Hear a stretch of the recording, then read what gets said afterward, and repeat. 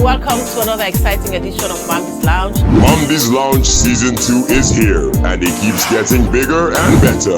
Our conversations are spicy with guests that give in-depth insights to every topic. It's Mamdi's Lounge, your one-stop shop for great conversations. We know that when there are crises, women are usually the first responders. They come to the community, they help out. The bride price is not looked at as placing a value on the woman. It's looked as a commitment. So I think it is something we should look at. It's endemic in our society. And for us to address it, it's going to take a national call. Every Thursday, 8 p.m. on AYV TV, Channel 33. Hello and welcome to another edition of Mamdi's Lounge. Today we're coming to you from Golden Tulip Essential Kimbima Hotel at Aberdeen. In this edition of Mamdi's Lounge, we'll be looking at the state of education in our country.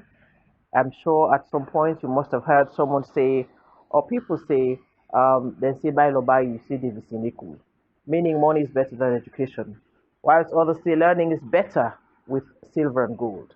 So we ask this question: is learning better than silver and gold? Let's discuss.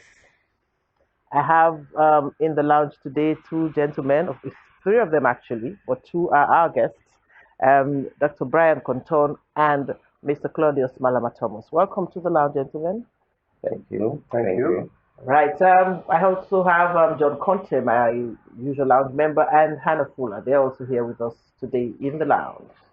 Good Welcome, morning. guys. Thank you. Thank you. All right, like I mentioned today, we're looking at the state of education in our country, and all of you guys are here in the lounge, and we shall be discussing about this all-important topic. We'll be right back after this break.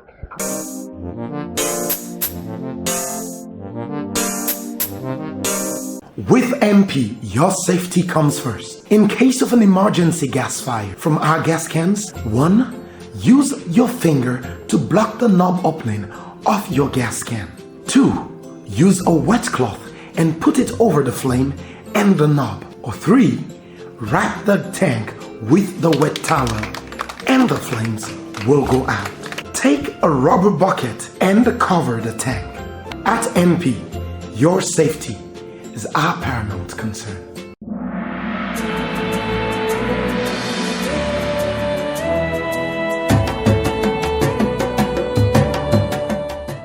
Na the EcoBank microfinance, we don't find easy way for you picking them better one to marabambai. We don't find way for put money inside you small business them, no matter how small the business be. EcoBank microfinance, they also glad for make your business grow. In not though, we ready for give you all the financial support for make you team up tranga one. So now for come with we on this new journey, we say all you dream then will come true.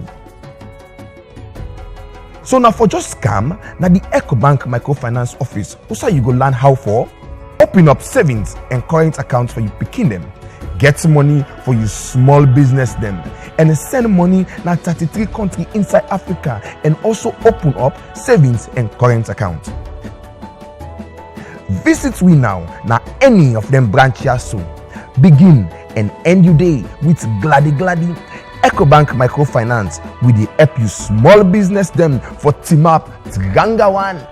The Asma James Foundation improves the lives of girls from marginalized backgrounds by giving them access to reproductive health education, scholarships, mentoring, and life skills training. We also use the media to advocate for policies that positively impact women and girls across Sierra Leone.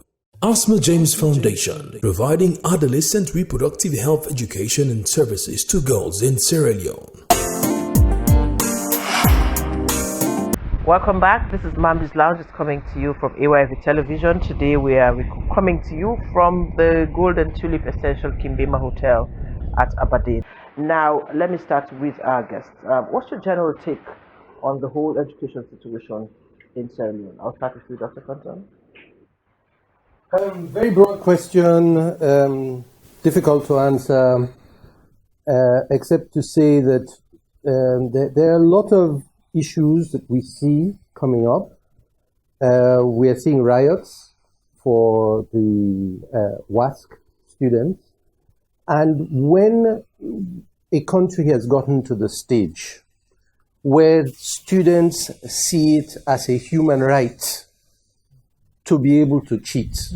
We are almost at a point where the damage is irreversible. And being in the system, because I am also team lead for the Mayor's Delivery Unit on examination malpractice, what we are seeing is the tip of the iceberg, because the examination malpractice is deep, it is wide, and it is rampant. All right, Doctor, I'll come back to you. Let me ask Mr. Thomas. Well, this is a very difficult thing to actually say, especially in public and when you say it internationally as well. I have been very privileged to be lecturing at Fairbanks College, where I was a former head of department and taught there for about 31 years. And progressively, we've seen that the standard of education in terms of how students cope with their work, the way they view education by itself, to me, is very discouraging. And one of the cultural shocks I had when I went to the United States for the first time, I went to university after finishing Fairbanks College. The first day of registration, the library was full. And I was shocked because this is not what usually happens in Sierra Leone. We wait until when it's about a month to the exam and then we start to read all our notes and all of that, preparing for the exam. So I asked the professor that was taking me around the university. This was Johns Hopkins School of Advanced International Studies. And he laughed and he said to me, the students here come because they want the education, they want the know-how. They are not here because they want the certificate. To me, that was an eye-opener. And that's something in Sierra Leone I think is reversed. People want the certificate because they want to use it as a passport to get better jobs and so on. But they do not care about imbibing the contents of the education. And I think that is what we have as a deep-rooted problem. How they go about succeeding, I think Dr. Compton did mention quite a few things. The level of malpractice has increased in this country terribly. We know of cases, I'm very much ashamed to say that even at Fairbanks College, these things do happen, and IPAM and JALA and so on and so forth. But what seems to be happening is that these students who are not capable of meeting the normal requirements have a number of options. They could go to WIAC and change their results. We know of instances where that has happened. Yes, they do. People who've never had a qualification come out with a certificate. That is one thing they do. And I was also, for 2 years, the assistant university secretary for academic affairs. And I've seen what they have done with our certificates. So the whole essence, I believe, is that they want to use education as a way of succeeding economically without actually learning and implementing what they have learned, them to be able to be useful to the society. Thank you very much. Very interesting point of view, right, from Dr. Compton and Mr. Malama Thomas. Guys, I'll start with Hannah. I don't even know where to start. I don't even know what to ask. Makes you feel sick, yeah. I'm telling you. You feel completely down and. I want to retrace, right? go back in time, retrace our footsteps to where we got it wrong. I mean, how did it start? I don't know if I'm old enough, but maybe I'm of that generation where probably I would say to say that probably we knew what education was and appreciated it. Because the things I see these days are so strange.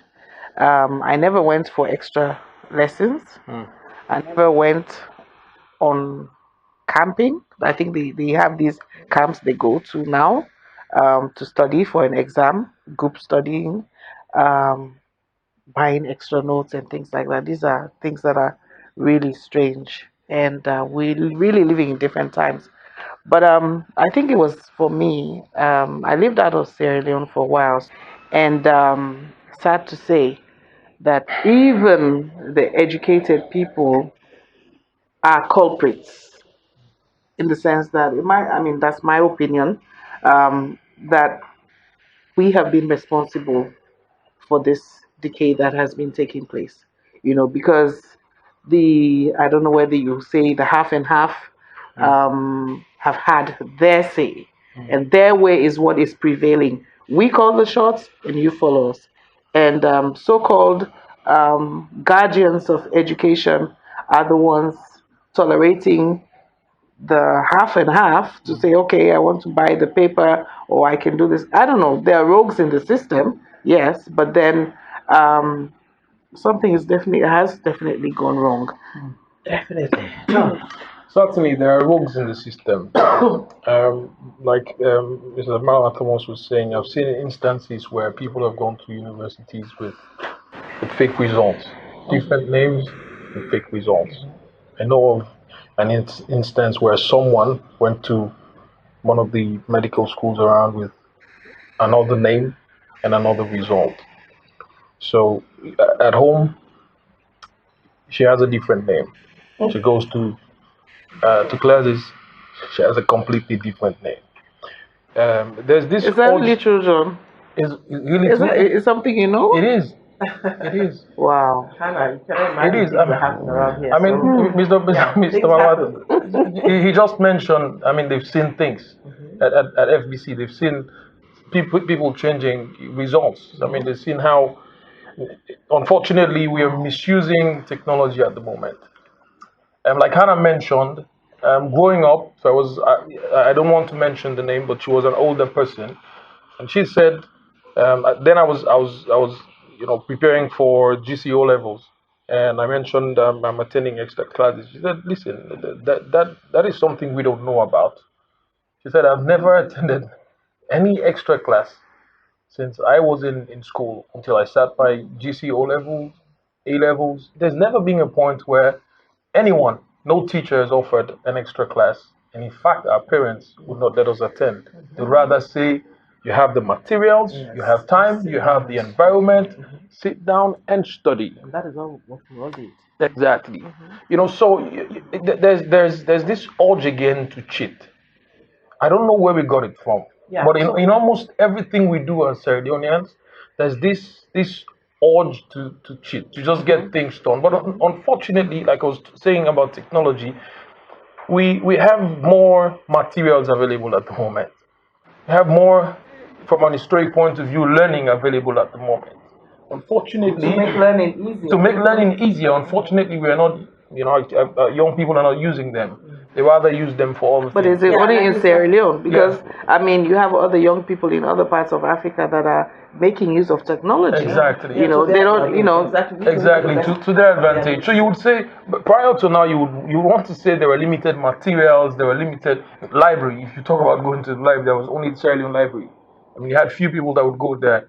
Or even the British Council. Even the British Council Library, it was small, But now you have a global library that you could walk around with and access materials. Unfortunately, people don't spend time.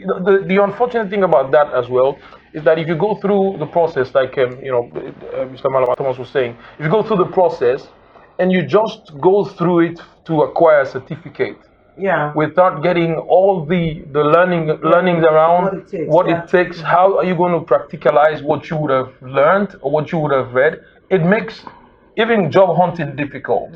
But John, let me just come here. I want to ask Mr.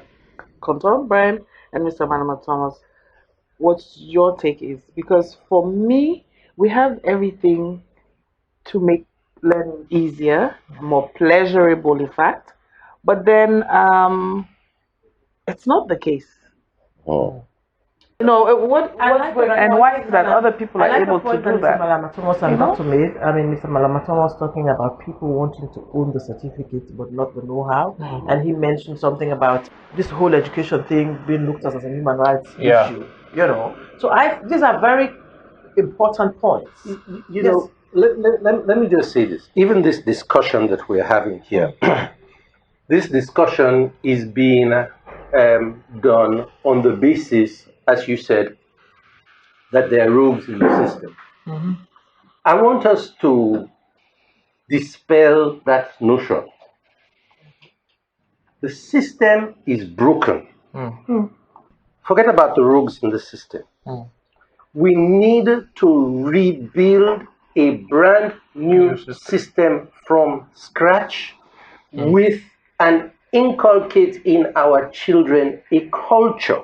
You did say it started with Bailo Barry and David Siniko, but the system is fundamentally broken. It is not working. And we need to rebuild everything from scratch and develop the will to do that. Yes, the system is broken. I agree to a great extent, but this is not what it used to be. I mean, there were systems, you know, there was a point. I mean, we all know of the famous saying that we were the Athens of West Africa and all of that. Are you saying now that that whole situation that brought us that accolade has been completely broken? Is that what you're saying? By saying the system is broken, is there not anything we can work with as we speak? No, I want to support him when he says the system is broken. There has been a seismic shift. Wow, this is a seismic shift in the education culture in this country. It was a pleasure when we were young. I think I'm a little older. Yeah, so I can say some of these things with authority. It was a pleasure when we were young that we were competing among ourselves for excellence. Yes, exactly. Now, where I think everything went wrong, it has to do with the politics of this country as well. It came to a point when people saw that it was no longer necessary to be educated to have a good job. They saw there was a cheat in the system, CHIT, in which they gave perks through political favor.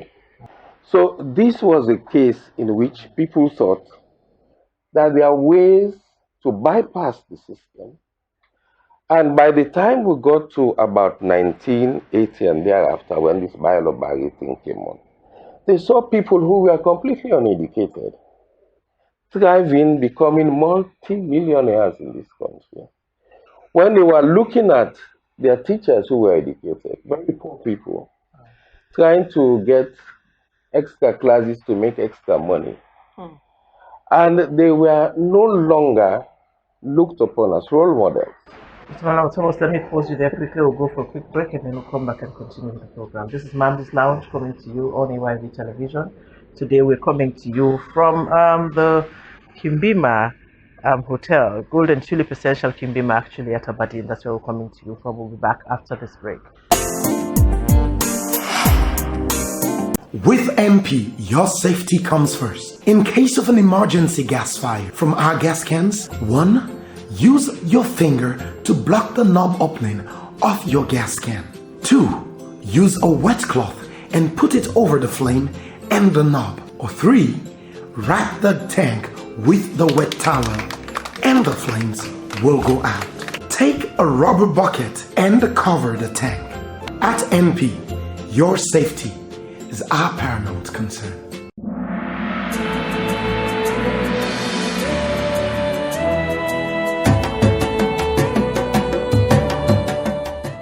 Na the EcoBank microfinance, we don't find easy way for you picking them better one to marabambai. We don't find way for put money inside you small business them, no matter how small the business be. EcoBank microfinance, they also glad for make your business grow. In not happening, we ready for give you all the financial support for make you team up Tranga one. So now for come with we on this new journey, we say all you dream then will come true. So now for just come, now the EcoBank Microfinance Office, also you go learn how for open up savings and current accounts for you picking them, get money for you small business them, and send money now 33 countries inside Africa, and also open up savings and current accounts. Visit we now any of them branches soon. Begin and end your day with gladdy EcoBank Microfinance with the help you small business them for team up Tiganga one.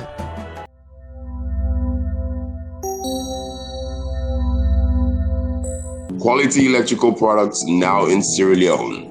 Looking for cables? Ask for Havels. Havels cables don't catch fire. Looking for lights? Ask for Havels. Havels lights come with 1-year warranty. Havels products available in all stores nationwide. Or ask at Insons, 52 Shaka Stevens Street, Freetown. Or online at www.insons.net.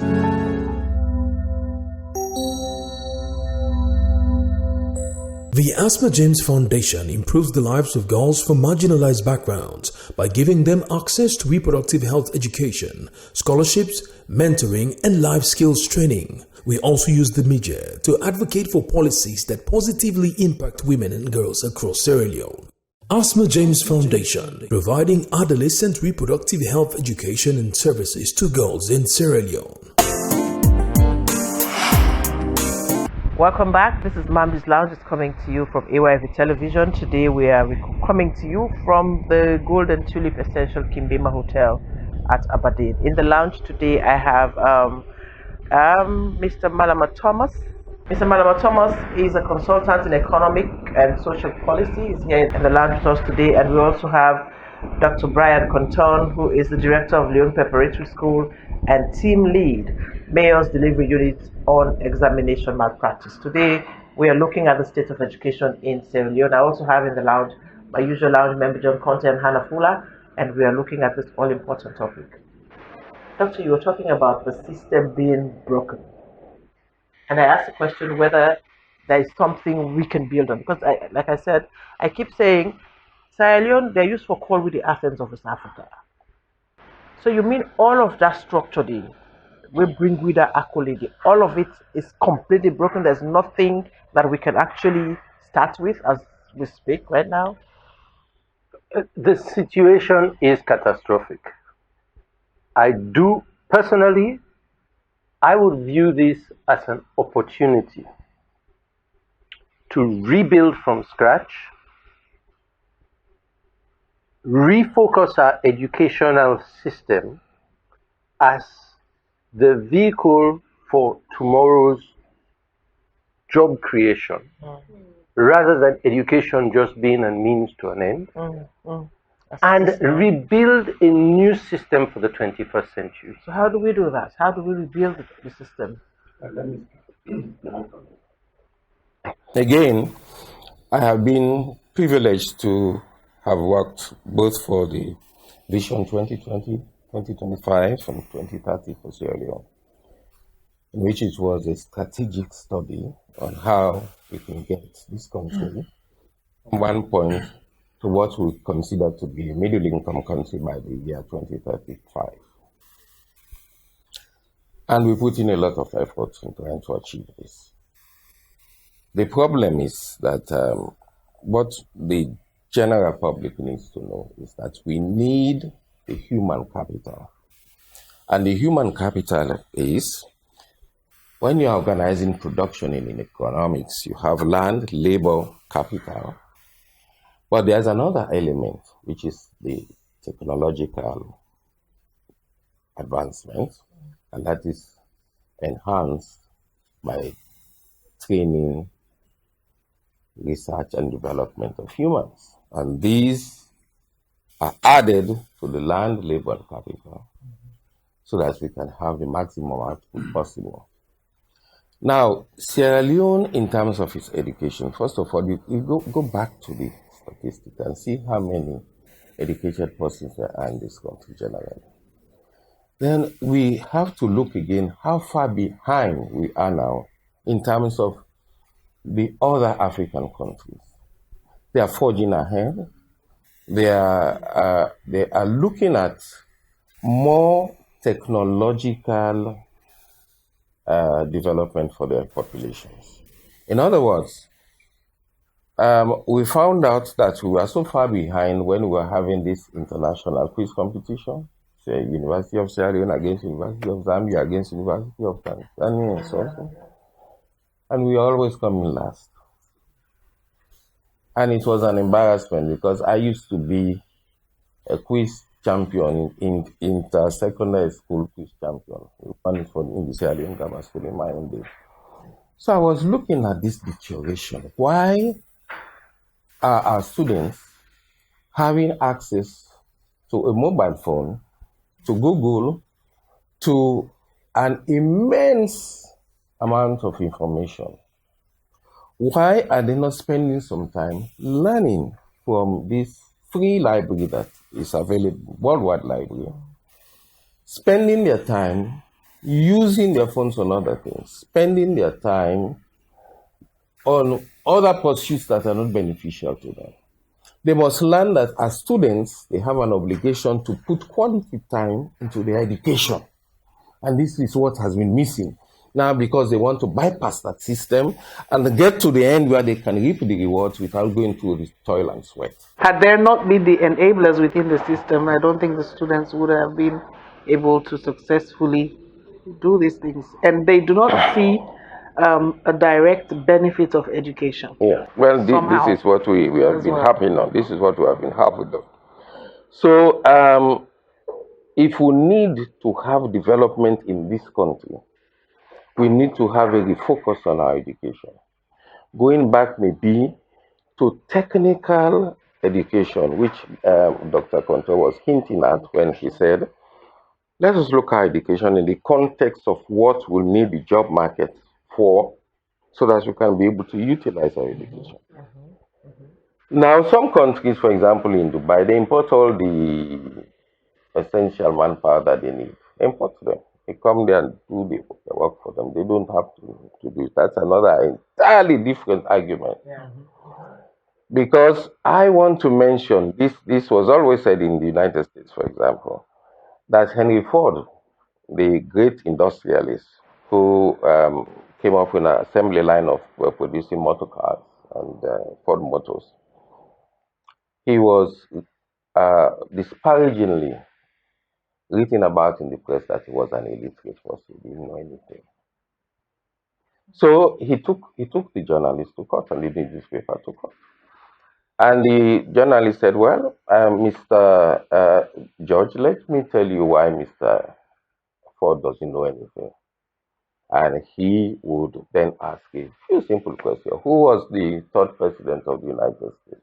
Or when was the American War of Independence? Or when was it signed? And so and Ford couldn't answer. And he was ridiculed. So he went outside and got 5 other men to come in with him. And he said, ask me any question you want. And he was asked this question. He turned to the next person and said, Professor, answer this man for me. So the professor answered him as well as well. Then he said, you ask him questions that the journalist could not answer. He said, well, this is a lesson I want to tell you about. If you are so smart, why ain't you rich? Because what it means is that I don't have the knowledge, but I have people who can give me the knowledge that I want. So that's another way to look at education, wealth. There are people who may not have education, but they have enough wealth to know that they can buy education. They pay the experts that they want and to also be successful. This is something also I want people to know. I want people to know. There are people here who are international businessmen who cannot even spell anything, cannot even sign their names. Yeah. Well, they are very wealthy. And for them to get to another level, they need the people who are educated to come and tell them, this is how you do things, this is how you do things, and then it goes. But without these educated people, there's a limit to how far they can go. So I'm bringing in this in the light of those who disqualify just being rich. you want to be rich with education, because sometimes people are educated. They are proud in what they have been able to acquire in terms of knowledge and understanding, but it hasn't helped them. You don't pay your teachers well, so you find out that they are disadvantaged. You don't pay your doctors well, you find out that they've all left and gone to the United States.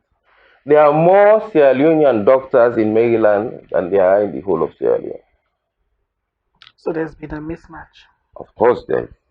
So when you're thinking about we the policy, valued more of where we place the value. Yes. I think as a nation has had been a problem, and now we're yielding the dividend. We have to acknowledge those who have spent time getting that knowledge. But the other thing you mentioned, getting rich with education. With the Bailobari, scenario, and people of his ilk, what they really, did then was to ensure they provide their children with education to help them later on. Even from the originator of that statement, that person really had his whole family educated. Because I was at the Albert Academy with one of them. So it was a statement made to get people to believe that it is just only by getting rich that you'll be successful. But it's a case of do as I say, but don't do as I do. So it said to them, Bailobari, you didn't say Bailobari, you say David Siniko. But along the line, all those Bailobaris had the kids sent to school. And I do want to agree that to a large extent, moving forward in time to where we are now, that we do value education somewhat. Exactly. But it's the other issues about the malpractices and the things we do to get an education. Because if we did not value education, then somebody would not say that they have a degree when they do not have a degree to get a job. I think we value the appearance of an education, not necessarily the education itself. Okay. All right. By Dr. Compton, break that down a little bit. Let's. You want to kindly. Before we come to you breaking that down, let's go for another quick break. We'll come back and continue with the conversation. This is Mamdi's Lounge coming to you from AYV Television. Today we're looking at the state of education in Sierra Leone, and I have Dr. Brian Compton and Mr. Malama Thomas here joining us in the lounge to help us talk about this all-important issue that is affecting us as a people and as a nation. We'll be right back after this break. With MP, your safety comes first. In case of an emergency gas fire from our gas cans, 1. Use your finger to block the knob opening of your gas can. 2. Use a wet cloth and put it over the flame and the knob. Or 3. Wrap the tank with the wet towel and the flames will go out. Take a rubber bucket and cover the tank. At MP, your safety is our paramount concern.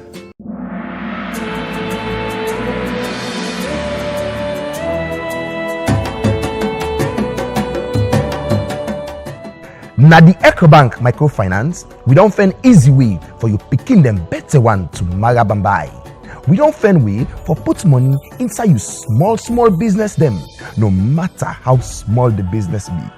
EcoBank microfinance, they also gladly for make your business grow. In not Tapadeo, we ready for give you all the financial support for make you team up Tranga one. So now for come with we on this new journey, we say all you dream then will come true.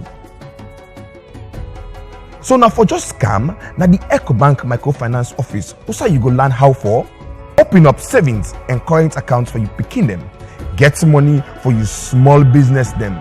and send money na 33 countries inside Africa and also open up savings and current account. Visit we now na any of them branches so. Begin and end your day with Gladi. EcoBank Microfinance with the help you small business them for team up Tiganga one.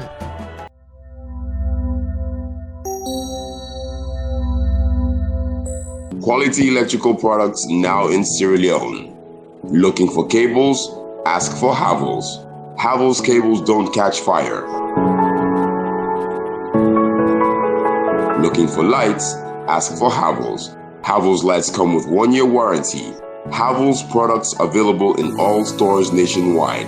Or ask at Insons, 52 Shaka Stevens Street, Freetown. Or online at www.insons.net.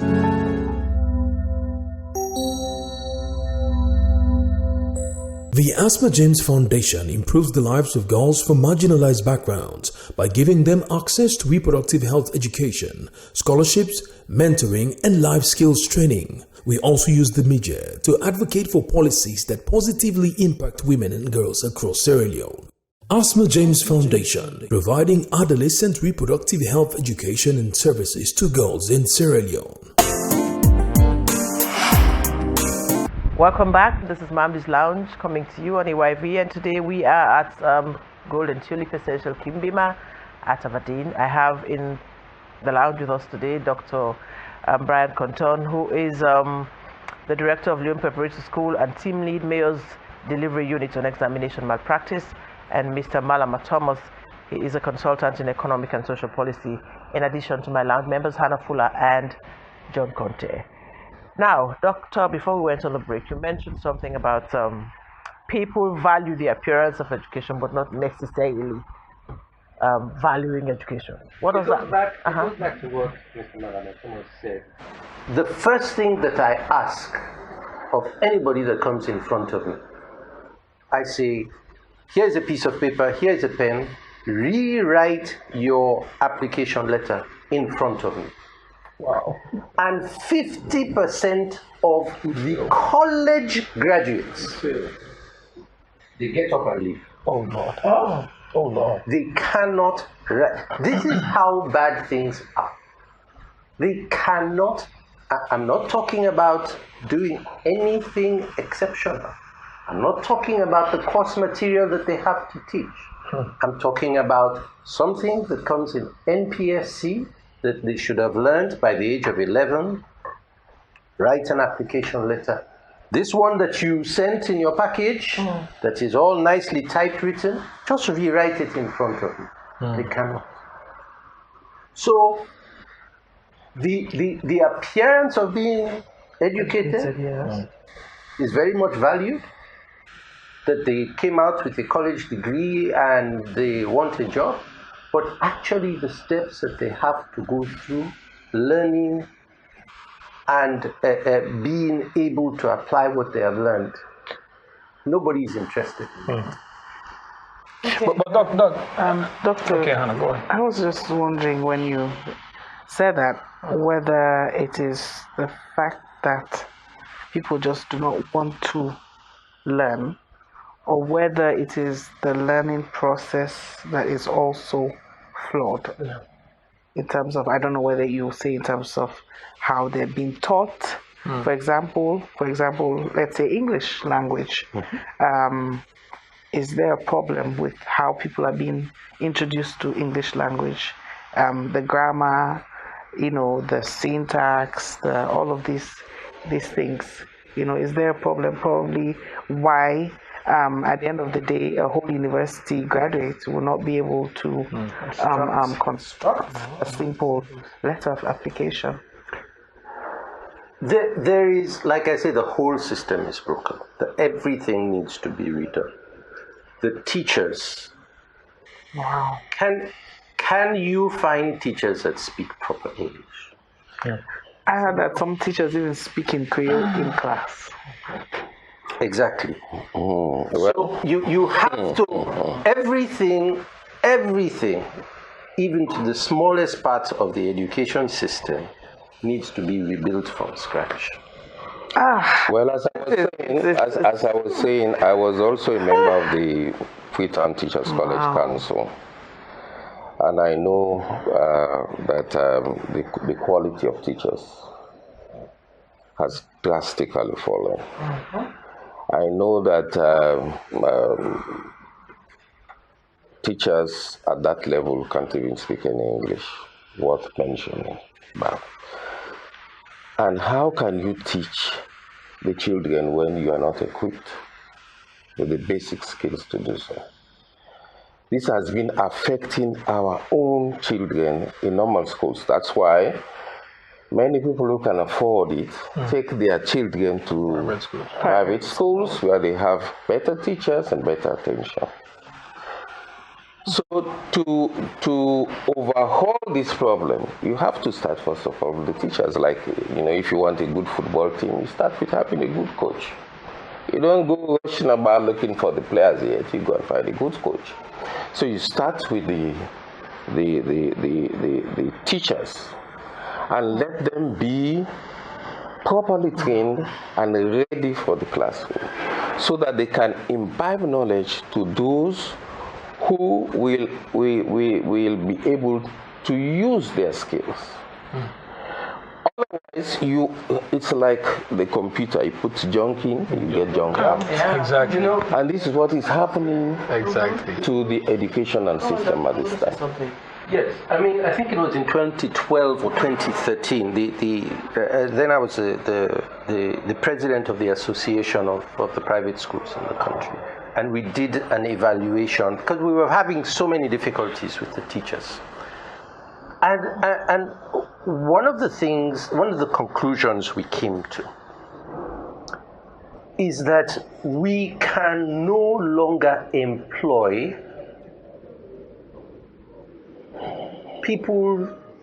teachers that come out of the teacher training colleges with teacher qualifications. Number one, they do not have, I mean, this was very deep. Number one, they do not have the right skill sets to prepare the workforce of tomorrow. We're not talking about teaching children what was happening yesterday. We have the responsibility to prepare the workforce of tomorrow. Do these teachers have these skill sets? And everybody around here will acknowledge that no, they do not. But the most damaging thing was that teachers do not come out of the teacher training colleges with a culture to teach. That's another problem. That's another thing. A lot of teachers take the classroom and the students as a market. Yeah. And what they get into teaching for is to have a captive audience.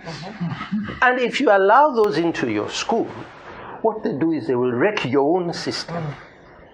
So you have to feel.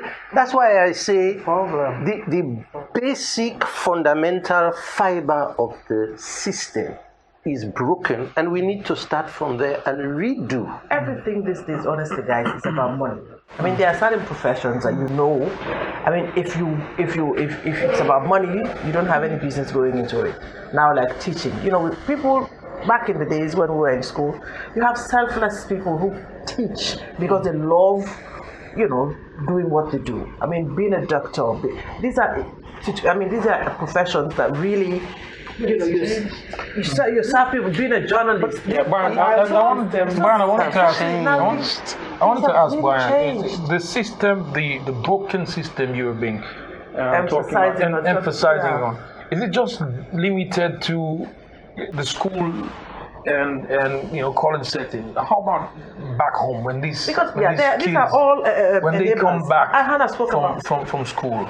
I mean, what happens? Because when the zip up their bags after school, that's it.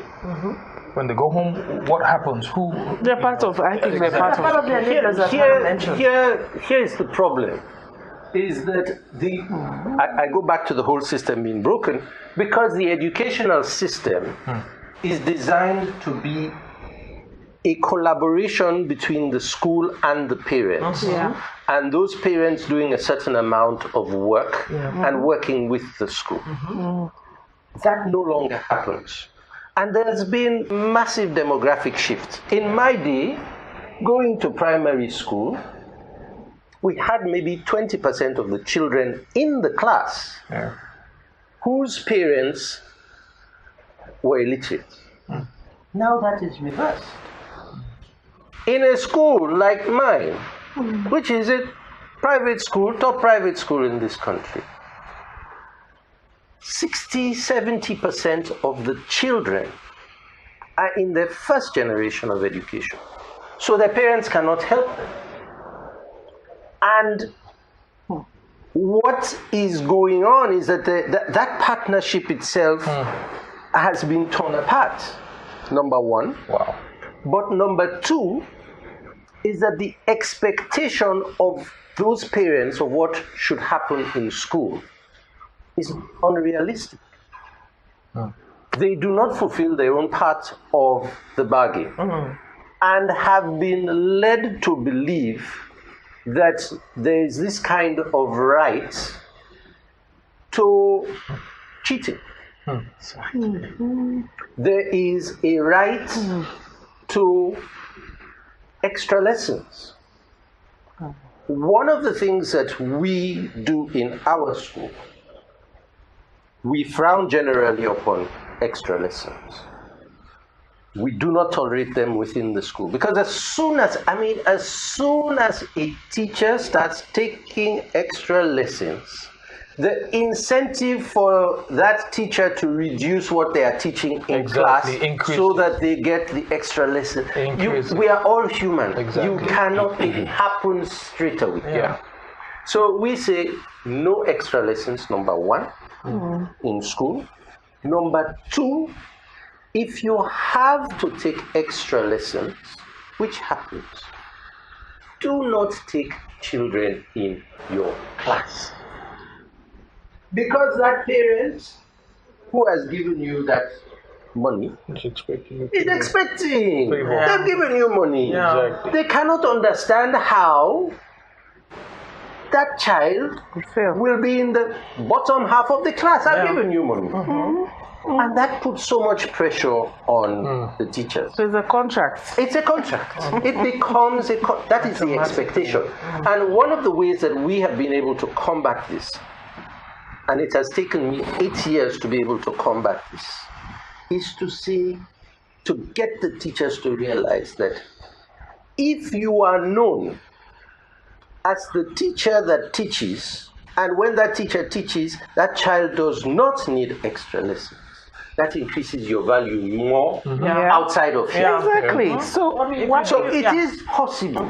It is, but it takes time. It has taken us 8 years to get that time. Yeah, it's about the collaboration of the home and the school. Normally, you would expect children who would come from school to come and do homework and prepare themselves and go over the material that they've done in school to go back the next day. If you don't have this kind of a supervision at home, it makes it a little bit more difficult. But let us ask, where are these children getting the money from to bribe these teachers?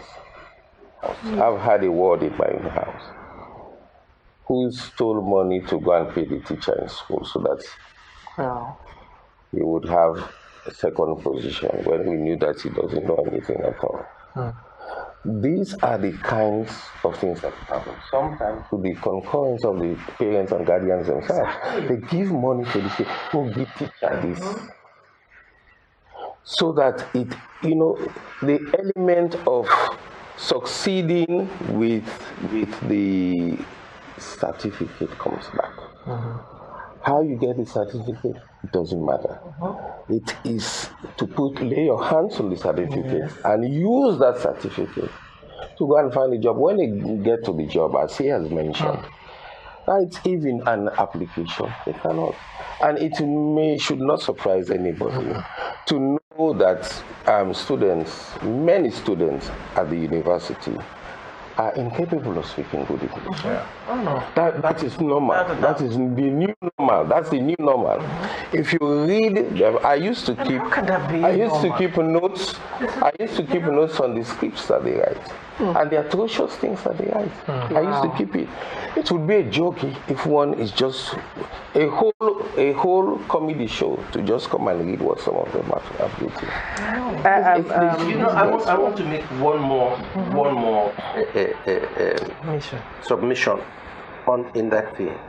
It is not just the paying the teachers for the position and so on. There is now a cultural problem in our public examinations of the parents getting together and getting a collection for the invigilators. What? Now, I'm hearing this for the first time. This is, this students is do for lecturers. So. This is rampant. Well, exactly. The students would, but I mean, for a parent to do that, that means it gives you've given your stamp of approval. Honestly, if we want to be honest, the way parents do the things they do, some parents actually, it's really even going for exams. They go. It's a picnic. There's a little envelope for the invigilators. Admittedly, the invigilators are very, very, soften them. Poorly paid.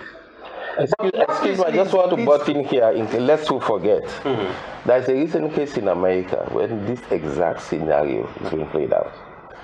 We have very prominent persons who are doing exactly the same thing to get their children going to university, paying for their entrance, paying for everything. Now, I want to what we found out. Been called out. Yeah. What we found out is that inside of the examination room, these people that have paid get an easy time. Yeah, that is the expected. What is not expected is the almost punishment for those that could not or would not pay. Wow. They are sometimes subjected to horrifying conditions in the examination hall by some invigilators because they could not pay. So the problems are so many. We all agree, based on all what we've heard from Dr. Conton and Mr. Baramatowas, and of course what we know. Mamdi, we have to serialize this. We need to bring Dr. Conton and Mr. We definitely to ensure we delve. He said it's the tip of the iceberg. So there's so much more in terms of the attitudes and everything. But let us also in this edition attempt, to come up with reasons. For me, I would just say, how do we regain our past glory? Well, one of the things that we are doing, one of the things that Her Worship Yvonne Akisoya is doing, she has set up this task force. We are collaborating with WAEC and the Ministry of Education, and the minister has been very open to suggestions. And very responsive. And we have had this task force. We've monitored the examinations. We have seen some of these issues. There are going to be recommendations made. One of the big things that we are going to do is also have a conference once the results are released. Such that we will have a review of the statistics, release of chief examinators' remarks, release of the marking schemes. These are all things that used to happen, but for one reason or another have not happened for quite a while. And we use this now as a platform, because in the schools we no longer know if 1 + 1 = 2, because there is no transparency on the examinations. We don't get to see a marking scheme. We get to see grades at the end that do not make sense with what we have seen in the exam. So we are just increasing the transparency, making sure that from end to end we are following the paper right on to a big conference that will be held in August in conjunction with UNICEF, so that there's transparency. Let's just shine some light on it. Let's learn from that. We've started creating a database of all the children in the municipality where they are. Because one of the things that happens is that, examination malpractice takes place in 3 distinct time frames: before the exam, during the exam, and after the exam. And, we are doing a lot to tackle the before the exam part. Let's make sure that children get to class 6 in proper conditions before they go to sit the exam. Create a database of all of that. Make sure that schools that are taking children from other schools from class 4 to go sit under them, making sure that appropriate action is taken with them, and just clean up some of that mess in the pre and during the examination period. And next year now, start working on getting a much better system, learning from this year, because a lot has happened this year that we have learned, we have documented. We're working with ACC, we are working with National ONS, Office of National, because ONS has been pretty serious that this is a national security issue. We just cannot continue like we cannot. And people take it like it's I just want for let me pick in, let go before we don't begin big. But when you do that, and on the back end, the examiner who was supposed to have 100 papers, he has 150 papers. Either he doesn't want to mark them and WAEC has to go for a lesser level examiner, or it delays the results. And when you say, well, I just want let me pick and go sit, like wear uniform, let go sit, everybody suffers. When something happens between candidate 0010 and candidate 0020, their papers look the same. Everybody in between, the exam is the results are held. They're victim. So when we need to pass this message that when you take these shortcuts, everybody suffers. The system suffers, and we need to heal this system, or in my opinion, completely rebuild the system. Like you said, John, I mean, we definitely need to have another session because we time is up. But we promise you. Can I chip in few notes? Few notes I've made already. I'm just saying. I'm just letting the public know that this is not the end of this conversation. We will definitely come back to it because this issue is even more serious than I thought. But yes, John. I've asked a few questions and maybe throw them to Dr. Compton to see how best maybe that could be factored into what they do with the teachers. And now, how relevant are the training courses provided now at teachers' training colleges? Can that be very weak? Say again? It's weak. Weak. Exactly. So that could be looked at. You asked the question relevant. Yes. Relevant. I'm going to leave it at that. You asked the question relevant. All right, John. Let's how are teachers assessed? Now, would falling short of the set standards necessitate demotion, dismissal, or additional training? Think about it. Also, why must pupils be made to believe that the teachers are the ultimate path to success? The ultimate path. These are exactly. Like you said, we must agree that our system is prone to exploitation.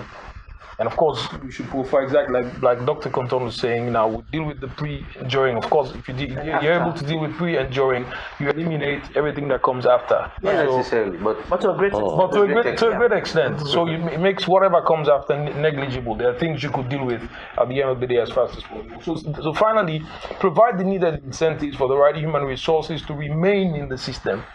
Because what basically happens if you get a good student graduating from the university, they'll go find a professional job. They'll leave the classroom. So what you do is provide the right resources for them to remain in the classroom, and like Brian said, develop the future workforce. So in fact, in our subsequent edition on this particular topic, I think we'll also have those points factored in the conversation. So, Mr. Balama Thomas, do we see are you hopeful that things will change in the sector, in the educational sector, yes, anytime soon? With all that's been happening, I mean, there are efforts been made clearly, but are you hopeful? Well, you only have to be hopeful if you see an inclination and a desire for change to happen. Okay. But are you hopeful? I have to be, because if I don't, then there is no hope for this country. Okay. All right. Thank you, Hannah. So quickly, before we go, let's just quickly wrap up this particular program. I'll let you have a quick word, Hannah. I'll come back to you, Mr. Malama Thomas, for a wrap up. As we can say, me full, and I'm sure those watching at home are also maybe feeling the same way I feel. And my wish is that we regain our past glory. We deserve that for the sake of the unborn generations to come. And I don't know, Dr. Brian Conton and Dr. Malama Thomas did not say that, maybe those now, after probably the 80s generations and all, whether they're now like a lost case. And we now, like you keep saying that we should rebuild. So maybe those that are coming through the system now are the ones who are going to represent this new Sierra Leone when it comes to education, and that what we now have. I like it. Okay, is that right? Yeah, doctor. Are they? Nobody's ever a lost case. With appropriate training, and in this case, I will also add counseling, and appropriate motivation. The human being is the human mind is endlessly flexible. Okay, and I would add that self-determination too, to improve yourself. Yeah. All right. John, quickly. Well, this has been an eye-opener, to the issues around the educational system in the country. But going forward, I want to say we should emphasize on the fact that learning is important. It's the best way to help people out of a situation they're in, and to be able to elevate them to a status or a standard they want to be in. Therefore, even with us, they say the older you get, the easier it is to be able to understand and have a perception of things. So learning wisdom is important. Like being very biblical and religious, it says, and in all thy getting, get wisdom, get knowledge, because that's the only way you'll be able to impact those around you, and make a difference. Dr. Malama Thomas, quickly, sir, before we go, what would you like? Yeah, so if we continue on the biblical line, we know that Solomon asked for wisdom first, and God gave him riches next. Yeah. So it was very important for him to have wisdom. And coming back to our own situation in Sierra Leone, one thing that I would say is, Brian mentioned some of the things that they should be done to improve the situation and to fix the situation. But we have to also emphasize deterrence as well. What would be the consequences of all of it? We should make sure that people do not get away with murder in this country. So we should have a period of educating our country, educating our country in terms of where we are and where we want to be, in terms of other countries and their own development as well, both in the region and also in the world at large. So that means that we have to take our education seriously. We're talking about quality education now, but people have to respond to this. They have to know that quality education means a lot of hard work. It needs the vision of teacher education. It needs things like a number of students in a classroom, in a class, a number of students per class, teacher-pupil ratio, that's what I'm talking about. It needs understanding, for example, a new curriculum for the future and how we would intend to do it. It means emphasizing technical education. In most cases where it is bypassed for the grammar school type of education.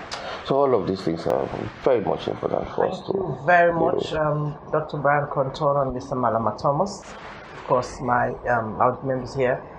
Fambu, you know, I don't even know which side to start, but obviously this issue we discussed today is very serious and we all believe in the thing because some of the things that we don't hear from people that we don't work towards making things better than this education sector. It's really for me, I feel a little discouraged, but like again, I'm not going to lose hope because it's possible and it's impossible, and with all the efforts they go on right now, it's possible that things could change for the better for the education system that is country here. So we all get a responsibility as parents, as guardians, as people, for make sure that we all put hands on deck by the way you behave to the pikin, because you get some parents out there when I then say they come don't talk now, so I then say they go bribe teacher or bribe invigilator or examiner for make them begin pass. I mean, how you as a parent in good conscience go out for doing that, and then you expect your begin tomorrow it turn out to be something else, you begin blame society or you begin blame other people then. So like I said, this program here, so not only the first and the last one is because these issues are very many, the issues are plenty. We get to come back with another edition of a program on education so that we go able to delve deeper and talk about the issues and bring recommendations and suggestions on how to make them better. So on behalf of all of us, until next time when we come your way, it's been Mamdi's Lounge, and I have been your host, Mamdi Gubekma. Hello and welcome to another exciting edition of Mamdi's Lounge. Mamdi's Lounge Season 2 is here, and it keeps getting bigger and better. Our conversations are spicy with guests that give in-depth insights to every topic. It's Mamdi's Lounge, your one-stop shop for great conversations. We know that when there are crises, women are usually the first responders.